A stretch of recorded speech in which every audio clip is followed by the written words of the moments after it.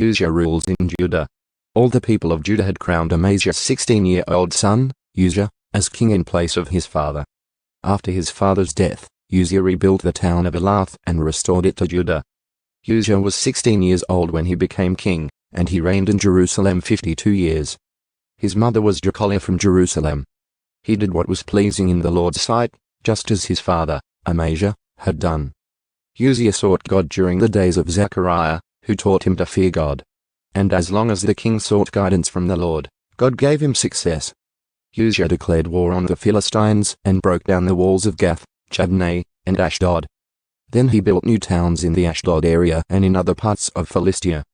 God helped him in his wars against the Philistines, his battles with the Arabs of Gu, and his wars with the Meunites.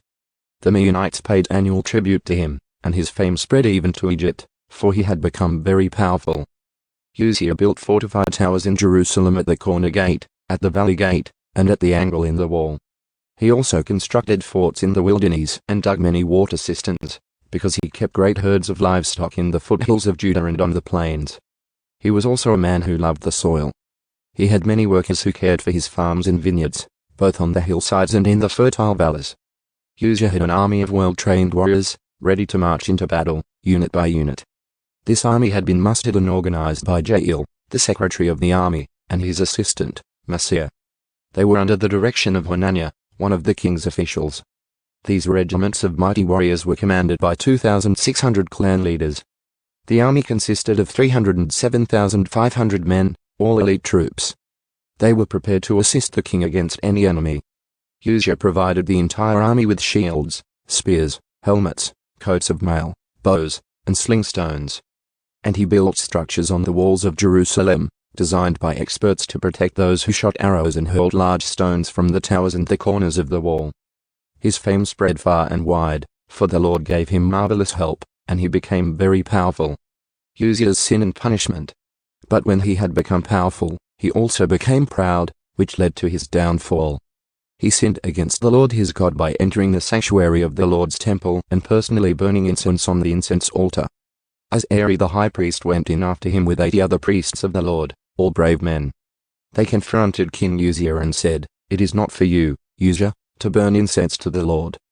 That is the work of the priests alone, the descendants of Aaron who are set apart for this work. Get out of the sanctuary, for you have sinned. The Lord God will not honor you for this."